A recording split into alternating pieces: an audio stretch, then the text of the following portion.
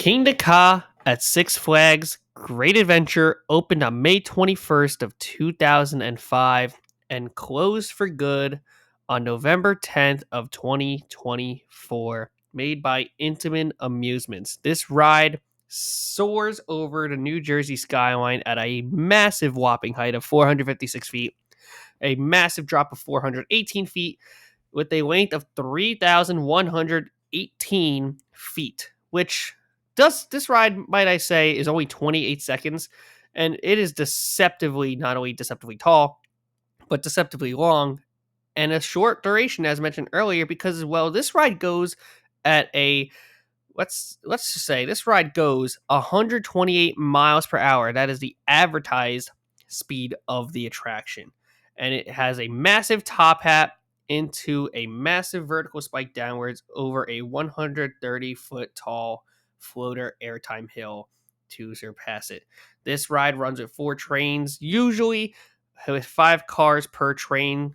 Well, now it's about 18, so it's just about 18 riders per train, and wow, this ride is insane. I have been lucky enough to get on this ride. It probably is no longer standing as of the making of this video, but let's just say there's a lot to discuss with this roller coaster, because this will forever be an icon and will forever hold a legacy at Great Adventure. And here I am reviewing this behemoth of a roller coaster that once stood at the iconic Six Flags Great Adventure. Now get ready. Here we go.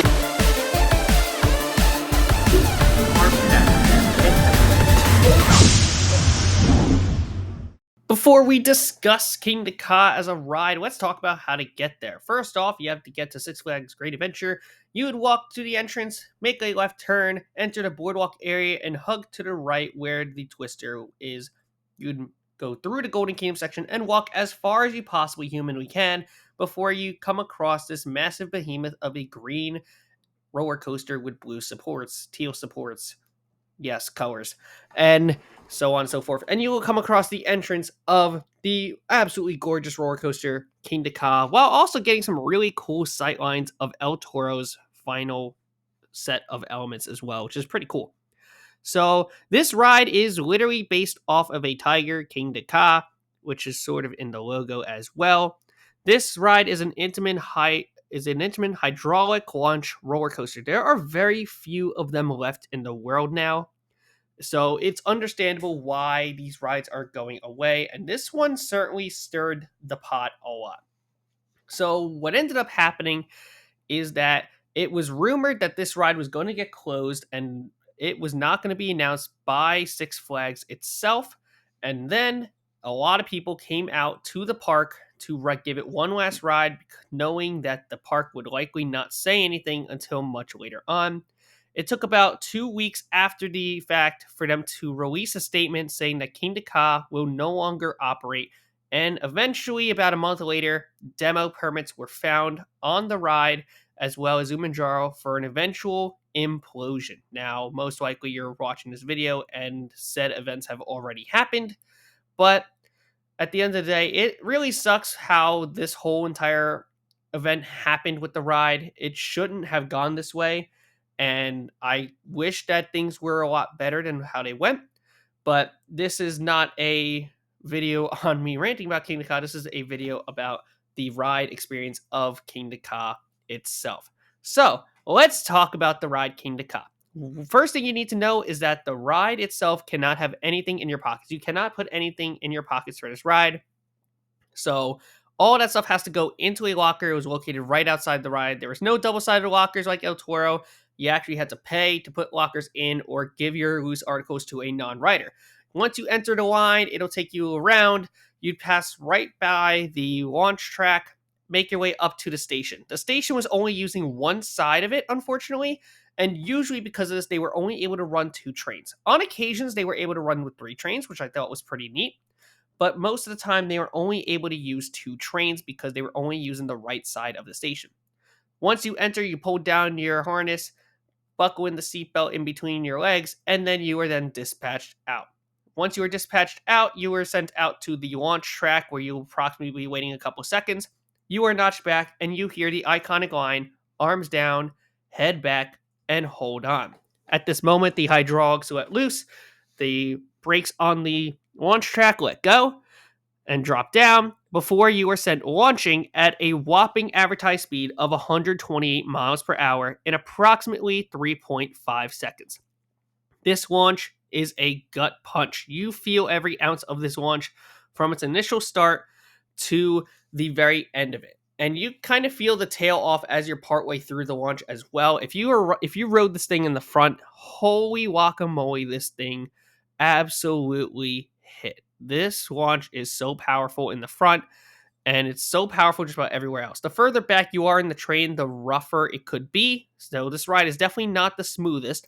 However, most of the times, because it was a hydraulic launch coaster, it was in due fact that this ride was just not very reliable. It oftentimes went down because of the launch system itself, which is why a lot of these hydraulic launch coasters are starting to fade out, at least the bigger ones. Like we saw Top Throw Dragster Cedar Point get changed into an LSM launch coaster in Top Throw 2. That went. And then we have this, which is getting removed or has already been entirely imploded by now. So there's a whole out of the box thing with this ride, but I feel like the acceleration on these hydraulic launches have always been the best kind of launches, at least for a very thrilling experience, which these kind of experiences might never get replicated again. So after the launch, you are sent up vertically up to super high 456-foot height as you reach the top of the spire, and then you are sent back down, spiraling 270 degrees, facing back where you came from. It levels out after a very intense valley as you are then sent up into a floater airtime hill about 130 feet tall. And at the top of that hill, you are then put into the brakes, and that ride experience ends. The whole point of this ride is simply the launch. You would ride this ride for the launch. And that is why most people love this ride so much. It is eye candy. You see this ride all the way from the Jackson outlets. You see this ride pretty much from everywhere. Heck, people have seen this ride all the way from New York City. That's crazy. I mean, at the end of the day, like, it stinks to see this ride go. It stinks that things could have been better, but the whole how imposing this ride is to Great Adventure is unbeknownst to me. So now, with the technical removal of Kingda Ka, what becomes the tallest ride at Great Adventure, you might be asking? Get ready for this. The Sky Screamer. Yeah, the Sky Screamer becomes the tallest ride at Six Flags Great Adventure. That is nuts. And that all that happened in 1 year. And with the removal of Kingda Ka, that's not to mention also that poor Zumanjaro is just collateral in this whole entire debacle. Now, this ride is super imposing, which is one of the biggest pros I have with this ride. But my cons start to fall into a little bit of some certain places with this ride. Number one, it's not the smoothest ride in the world. And that's to be said. You're going 128 miles an hour on a very long stretch of track before you go through your entire layout, which only takes about 17 seconds to get through after that launch. So because of that, even though 3,000 feet of track is very lengthy, might I add, the speed makes it feel so much shorter than what it originally is most likely intended to be. Also, the restraints on the rower on the train were not the best. I've seen like stuff like Storm Runner, Fahrenheit, and they have like those kind of vest restraints that very similar to that in a way. They could have easily applied that to Ka if they wanted to, and that is if the ride would have gone on longer. That is something that they could have looked into. Now, one of the other things too is that on very busy days, capacity becomes a major issue. So they would have to pump trains constantly on this ride. But outside of that, this ride really stands testament and really was a feat of engineering by Intamin. Even though it's fair to say that Six Flags isn't the greatest fans of Intamin. I don't want you here, and I don't want you here. I'm stuck with you. Man, I feel so bad. They should really give Intamins another chance. But that sort of is a positive at the end of the day, and I hope that they rework their things with Intamin over time, even after losing such a feat of engineering like Kingda Ka. But outside of that, Kingda Ka is a testament to what roller coasters can be.